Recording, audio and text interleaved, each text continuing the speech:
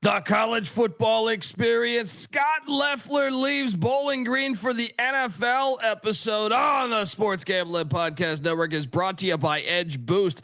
Earn up to $750 per month on your sports gambling transactions. Go to edgeboost.bet, promo code SGPN. We're also brought to you by Rhythm. Yes, Rhythm is the leader in data-driven picks and props. And Rhythm is giving away a $250 future and throwing a March Madness party in Las Vegas, Nevada. You're invited to go to sportsgamblingpodcast.com/party for all the details. And remember, as always, folks, to let it ride. Hey, this is LeGarrette Blunt, and you're listening to SGPN. Let it ride.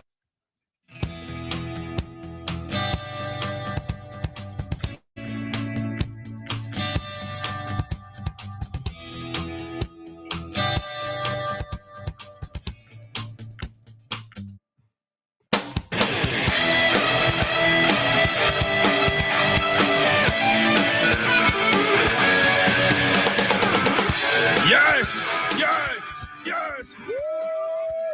Welcome to the college football experience.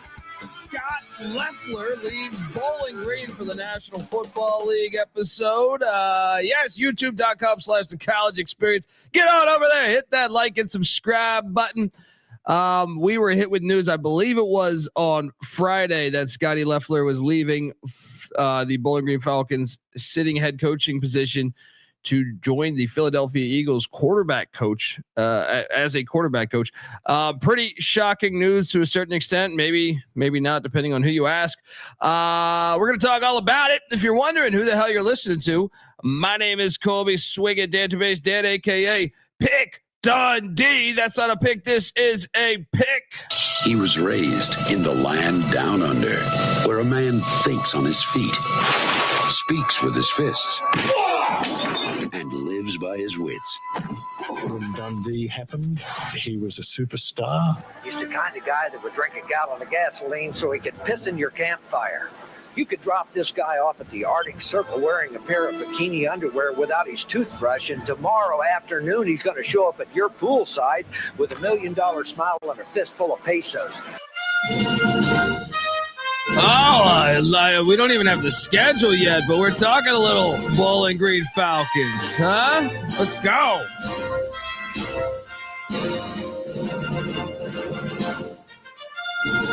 Big news to the Falcons. And you got to think the timing of this is fucking horrible.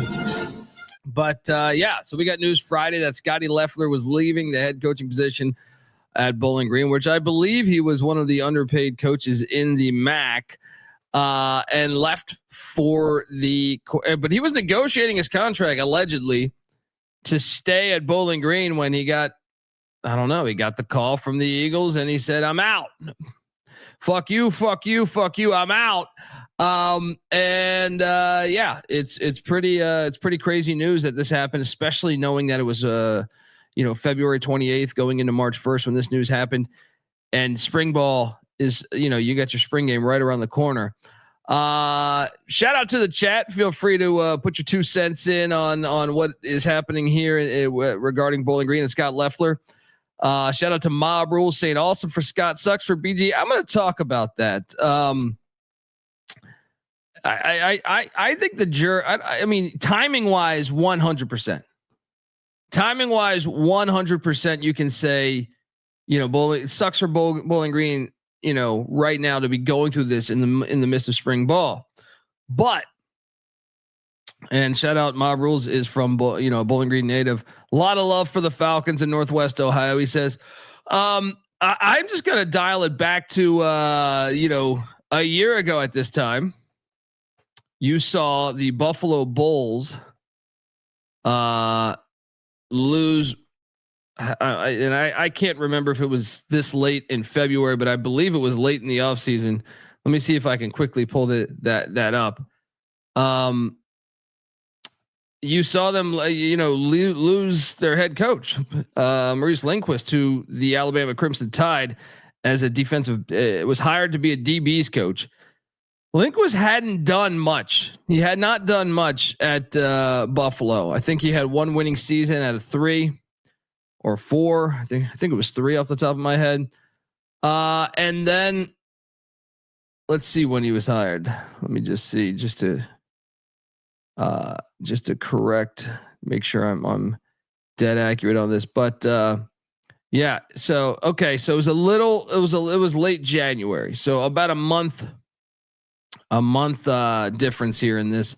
So yes, the timing is worse with Loeffler leaving. But my point I was trying to make is Lindquist leaves. It was after the coaching cycle, and we kind of felt like, man, Buffalo's kind of fucked. It was late January. What can they do? And then they go hire Pete Lembo, who was the sitting special teams coach at South Carolina, who had previously been a MAC coach at Ball State, and I thought had gotten kind of a raw deal at Ball State. He took them bowling 3 out of his 5 years, including a 9 and 10 win season at Ball State. And look what he did in Buffalo in year 1. He walks into a team that had lost a ton of players in the portal because, well, that's another thing. When the portal opens up, when a coach leaves via the NCAA rules, and he goes 9 and 4 in year 1, wins a Bahamas Bowl, and one of the best seasons in Buffalo Bowl history in the FBS. So,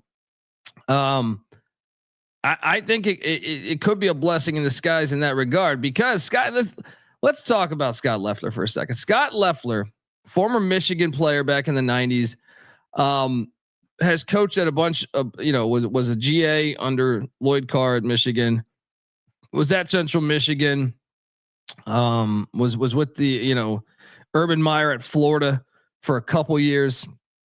Not sure if those were the Natty years. I think it was right after the Natty. Was the OC at Temple, OC at Auburn, OC at Virginia Tech, BC. But to me, the one that stood out was the Virginia Tech one, because I did not think he did a great job with the Hokies back in 2013 and 14 and 15 there. He got hired at BG, and we were a skeptic of the hire from the start. His first 3 seasons, he was a combined 7 of 22, or 7 and 22. So he had 4 losing seasons in his first 4 years, but the past 3 years he has made bowl games. But I think if you're a BG fan, you're saying, man, but those teams were way more talented than your final record. 3 straight bowl games, 6 and 7 and 22, 7 and 6 and 23, 7 and 6 and 24. And man, you look at Harold Fannin Jr., look at, the Bazelak SEC quarterback transferred in, who started a lot of Mizzou. You would think when you're watching Ohio and Miami, Ohio win the MAC and the likes of Toledo in the Battle of I-75, you would say, why can't we be a better program? Why can't we be on that tier? Because they hadn't been. And for whatever reason, Scot Loeffler failed at that. Even with him, he took over from Mike Jinks, but they were really bad under Jinks. He got them better back bowling. But I think you look at the roster the past 2 years and you say they underachieved based on the talent on that roster. And here I'm gonna throw up to some slides. This is his record against the MAC teams that as a sitting head coach during his tenure in Bowling Green. Let me see if I can correct this. Yeah, I mean, there we go. This is his record. So he was 4-2 against Akron in his 6 years in Bowling Green. 2-0 against Ball State, 2-3 against the Buffalo Bulls, 2-1 against the Chips, 0-1 against Eastern Michigan, 2-4 against Kent State, 1-4 against Miami, Ohio, 0-2 against Northern Illinois, 1-4 against the Ohio Bobcats, 3-3 though in the Battle of I-75, and that's actually pretty damn respectable. Also 3-1 against Western Michigan. The thing that I was number crunching here, and third, so his career record as a head coach at Bowling Green was 27-41. 31 of those 41 losses were by double digits. So, I mean, they got their ass whooped. Some of that was the mess that he inherited with Mike Jinks, but some of it was also, some ass whoopings that I think were just, bad coaching and just bad, preparation. But even more shocking to me when doing this deep dive is he's 2-21 all time. 2-21 all time against MAC schools with a winning record. 2-21 all time. So he would beat the floor of the MAC. He in his best years, he never beat the good teams in the MAC. And those 2 wins, I believe, were Battle of I-75 rivalry games. Credit to him for those, but I think that's why I say it's kind of a blessing in disguise in a way. Now, Bowling Green's a school that's rich in tradition, from Don Nehlen to Urban Meyer to Dave Clawson to Dino Babers.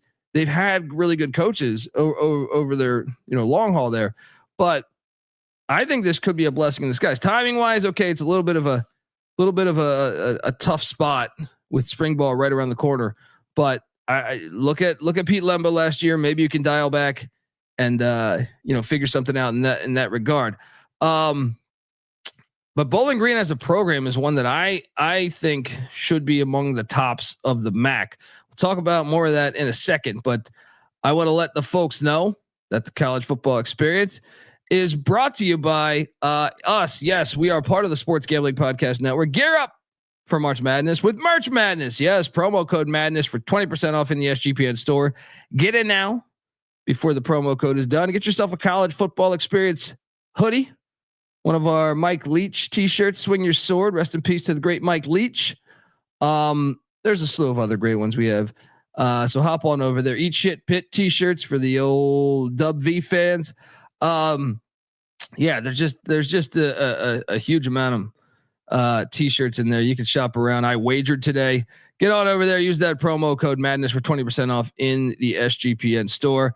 We're also brought to you by Edge Boost. Yes, SGPN's partnered up with Edge Boost, the premier Visa debit card for bettors. An Edge Boost card allows you to avoid the hassle of having your card denied at the sportsbook, DFS site, sweepstakes site, racetrack, or casino.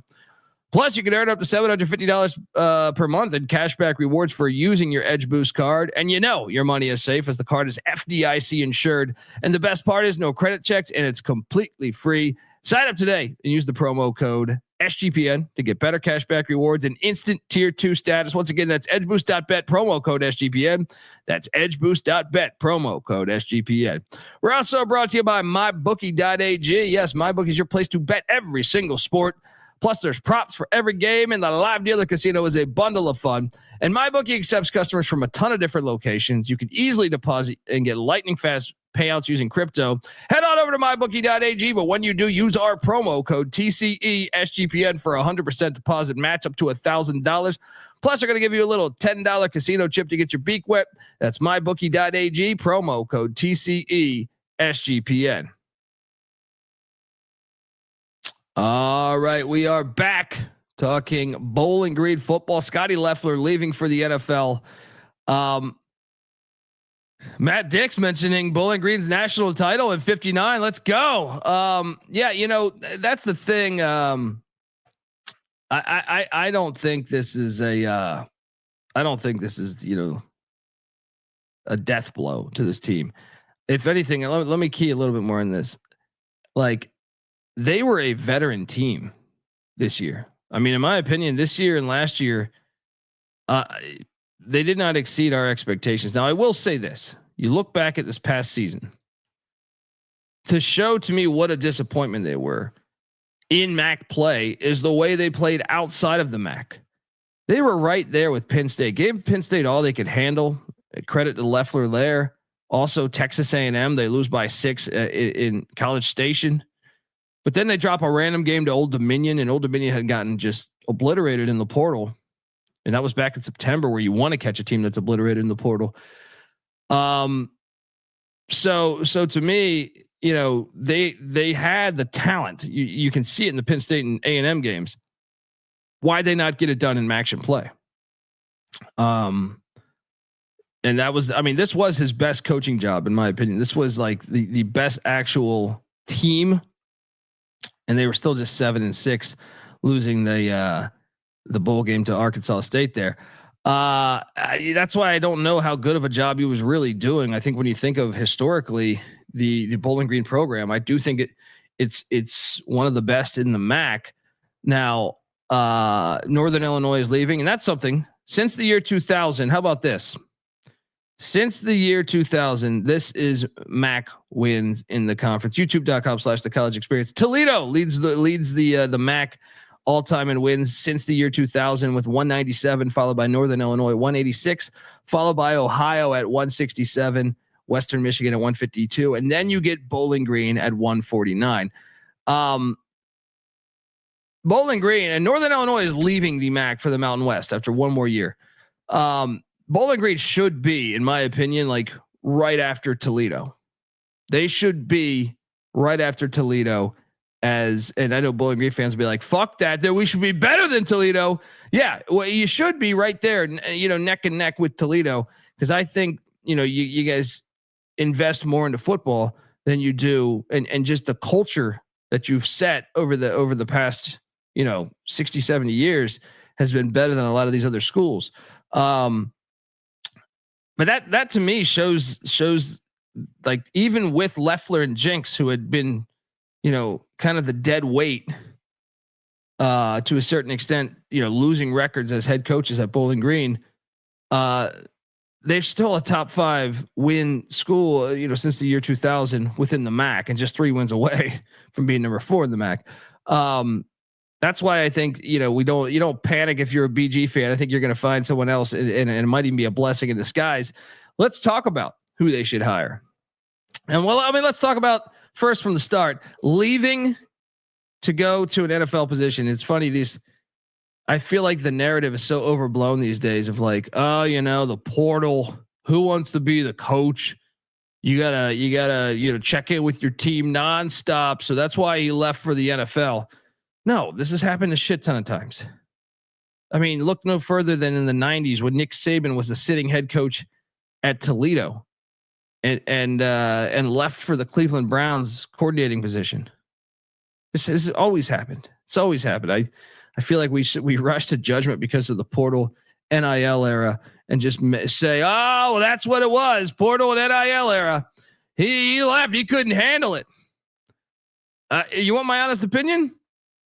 My honest opinion is he's renegotiating for a contract, right? Maybe we don't even know what happened there. Maybe they said reassess after the year, right?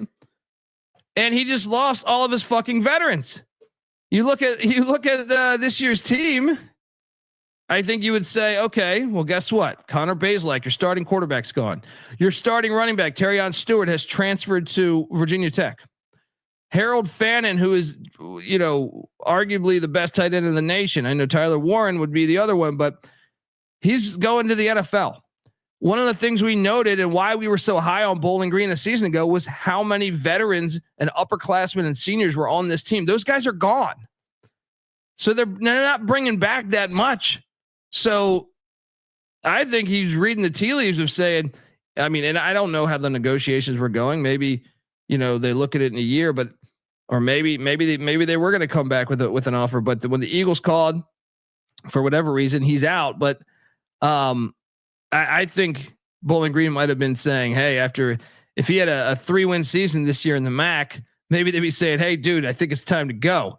So I think that might have played a role in it too, is you're looking at your remaining team and saying, fuck, I don't know how many games we could win this year. Let me jump on over here to the Eagles. Now, I guess to play devil's advocate, you could say, man, another bowl season or 2, maybe thinking 2 years down the road, if you could win the MAC, maybe he could get a sitting Power 5 job. I personally don't think he was there yet. Like I said, when you've been blown out a majority of your games, once again, 31 of his 41 losses by double digits. And some of these were just bad losses. 2-21 all time versus MAC teams with winning records. To me, I don't think a Power 5 school was going to be calling. So I think he read the tea leaves and said, man, this roster's not going to be good. I'm getting out of here. I'm getting more money. Boom.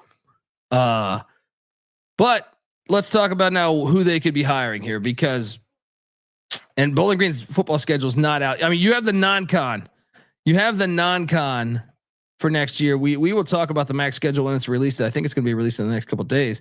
But you look at this upcoming schedule for whoever they land, and maybe they could get. And that's another thing. We don't know if they could potentially just go with the OC or DC I know they had co-OCs, Max Warner, and then a couple different defensive coordinators there with Steve Morrison, the old Michigan Wolverine, and Sammy Lawanson, but and Greg Nosel at the OC spot too, shared duties.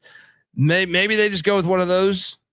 But to me, I would, if I'm BG, I don't phone it in like that. I would just say, look at what Buffalo did with Pete Lembo. Let's go out there. Now it's going to be hard to find a coach. You got to find a coach either out of football or someone like Lembo that wants to be a head coach again. But I think there's some options for you. I've jotted some down that I think. First one that I would consider is so last year at Arizona, things didn't work out with Dino Babers, right?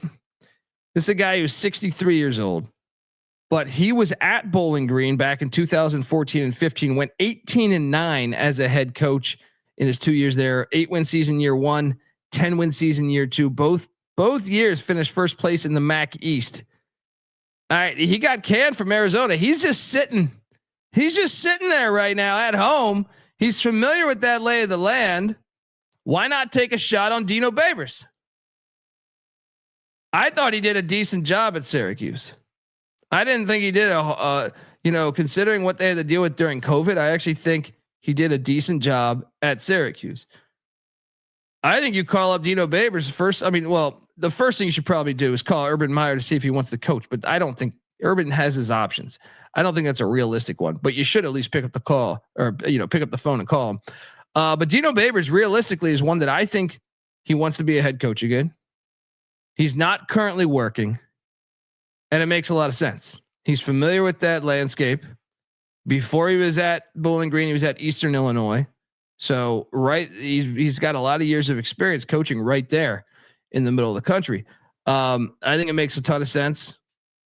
I don't know that they'll do that, but that's one right from the start. There's a few more I got on my list that I want to talk about. This is just going to be a quick little episode, but before I get to that, I do want to say that the college football experience is brought to you by Rhythm. Yes, Rhythm is throwing an epic March Madness party. And guess what? You out there listening, watching, you are invited. All Rhythm users are invited to the first 4 watch party on Wednesday, March 19th at the Awesome Stadium Swim inside the Circa in Las Vegas. Free drinks, plus you get to hang out with the guys from the Sports Gambling Podcast and the college football and college basketball experience. So yeah, I'll be out there. Come on out. And it gets better. Rhythm is giving away a $250 March Madness future for one random lucky Rhythm user. Even if you can't make the party, you can still hit with the future bet. Just sign up for free. Your 7-day free trial period today at sportsgamblingpodcast.com/rhythm. That's RITHMM. Come by and use the Rhythm, or use Rhythm to help you fill out your bracket. Make some bets while you're out there. And you get free drinks, free party, chance to win a $250 future bet, all while kicking it, hanging out with us.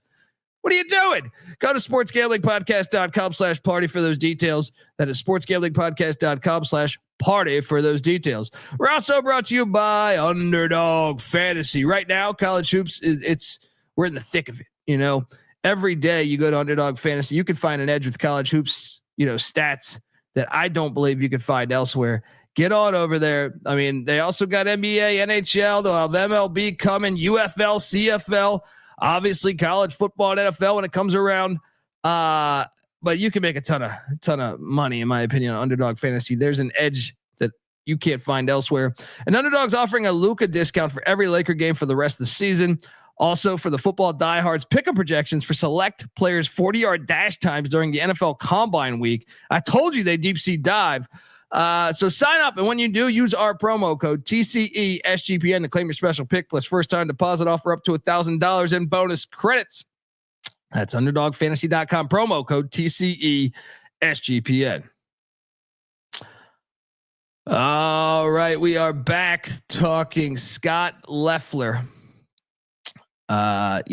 Leaving Bowling Green off to the NFL and what Bowling Green should do to get back into the mix as a contender in the MAC and have the Doit rocking again. Love MACtion.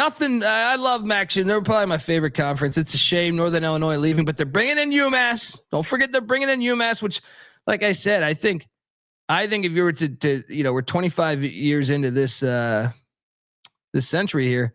I think if you're looking at the next 25 years, Bowling Green should be right up there, 1 or 2. With Northern Illinois leaving, 1 or 2 in wins in the MAC. No excuses. No excuses. We talked Dino Babers. That was one that I think makes a lot of sense for Bowling Green to hire, or to at least give a call, see if he's interested. Another one, and a lot of this has to do with timing. The Babers one makes more sense than this one, in a certain regard, just because you wonder just where you're at as far as a coach. Is a coach really going to leave? A head coach going to leave a team right now on March, early March, but you got to pick up the phone and talk to Eddie George. If Babers isn't interested, Eddie George is one that I think you call. Obviously, Ohio State legend, won the Heisman Trophy at Ohio State in '95, I think it was, and familiar with the landscape, obviously, of Ohio. I mean, I think he's not. I think he's from Philly, but still, it's someone that to me, he's been at Tennessee State as a head coach. Now he's 24 and 22 as a head coach at Tennessee State, but he walked into a program that needed some help, and he's got that thing going. He was last year the Big South Ohio Valley Coach of the Year, took them to the FCS playoffs. They played at Montana. That was a tough draw for their program. But if you look at it in year 1, he walked in 5-6 at Tennessee State. Year 2, 4-7. Year 3, 6-5, and then last year 9-4 FCS playoffs. He's done a great job there. I know Jeff Fisher is part of his staff, but that's what I would consider, especially in this era where you're looking at, some of these former players coming in and doing well. We saw Penny Hardaway last night in college basketball with Memphis with a huge win. Dion at Colorado. Some of these players that, and who knows what happens with Michael Vick and Deshaun Jackson, who were hired as head coaches, but it could potentially work out. And he's proven now that, he's a winner at the college level at Tennessee State. So I think that's one worthy of a call. I also have another one that I thought would be interesting is if you're trying to pluck, I don't know that Eddie George would take it because he's a sitting head coach, right? He's a sitting head coach, and it's so late into the offseason. I don't know if just for Eddie George doesn't need money. So it's not like, we're going to give you $300,000 more a year. Are you going to leave in the middle of March? I'm not sure you would. So you're looking almost like the Pete Lembo thing. Who's a coach that's out of work, or a coach that's a coordinator that wants to be a head coach again, or for the first time. And one that I just, we joke around with a lot on the show, but Tim Beck, the offensive coordinator for Vanderbilt. So hear me out here on this. Tim Beck was at Pittsburgh State, played at Pittsburgh State there in Kansas. He's from Kansas. He was at Pittsburgh State, played there in the 80s, but he was part of the staff from 87 to 2019. That's Jerry Kill's connection right there with Pittsburgh State. He then went to Tennessee as Tennessee. He went to TCU as an offensive analyst the year they went to the Natty. Right? Was that the year they went to the Natty? Oh no, actually I think it was the year prior to the Natty. It was the year Jerry Kill was there. That was his connection. Then he goes to New Mexico State where they turn around that program, him and Jerry Kill. And then he goes to Vanderbilt where they clearly turned around the program last season. And I joked around that Coastal Carolina hired the wrong Tim Beck. Coastal Carolina's head coach is Tim Beck, who was NC State's offense coordinator, and NC State's offense coordinator wasn't putting up numbers. And they just phoned in and hired the wrong Tim Beck. They just call the secretary. He's like, "Can you get me Tim Beck on the phone?" And she calls up Tim Beck from NC. Of course, I'll take the head coaching position, but it was the wrong Tim Beck. You wanted the New Mexico State Tim Beck. I think the guy has been coaching for a long fucking time. I think he's due to be a head coach. He should be a head coach. He's 61 years old. I don't know how he hasn't been a head coach yet. Besides being at Pittsburgh State. At Pittsburgh State, he was 82 and 35. 82 and 35, won a championship. If I'm Bowling Green, I'm going to put a flyer out on Tim Beck there at Vanderbilt and say, hey, come here, man. You're a coordinator right now. What are you doing? Come here. You can win now. I know what you're saying. You're saying the SEC money is so big. Well, Lembo left. Lembo left for Buffalo. You might want to be just another shot at a head coach and shot. You're 61. If you do 3 good years at Bowling Green or 2 good years like Babers did, next thing you know, you could be the sitting head coach at a Power 5 school. I think it's worth the call. And shout out to those Pittsburgh State Gorillas. Great mascot there. Another one I have on my list is Neal Brown. Neal Brown did not work out. I mean, I don't even know what to say. Like, it wasn't an all-out failure at West Virginia. It's just he didn't do a good job. You know, like he still took them to 4 bowl seasons in 6 years. And the worst he ever did was 5 and 7. And that happened twice, but he did an unbelievable job at Troy. Right. And when you look at Neal Brown, this is a guy that's from Kentucky, which is obviously, you know, not far away. He was just at West Virginia, so he's probably plugged into some of the schools there, the high schools there. Why not take a shot on Neal Brown? He's completely out of work right now, as far as I know. Why not call up Neal Brown? See if he's can come right in. I think, man, you bring in Neal Brown, you might be able to win the MAC this year. You know, like I think he's a good coach. He's proven that at Troy. Why not give the guy a call and see if he's interested in coming there? Those are like my top 4 ones. There's some other ones. Jim Leonard was one that I thought might make sense. I thought he kind of got a raw deal as the interim head coach at Wisconsin. You know, Rod Carey's another one that has max success at Northern Illinois, but I just think he did a terrible job at Temple. I don't know how you could be excited about that one. And then there's some other veteran ones. I mean, I think Nick Rolovich would be a slam dunk, but I don't know. He's currently on Cal's staff. I think he would be a slam dunk for them, but you know, we'll see. I don't know if he would take that.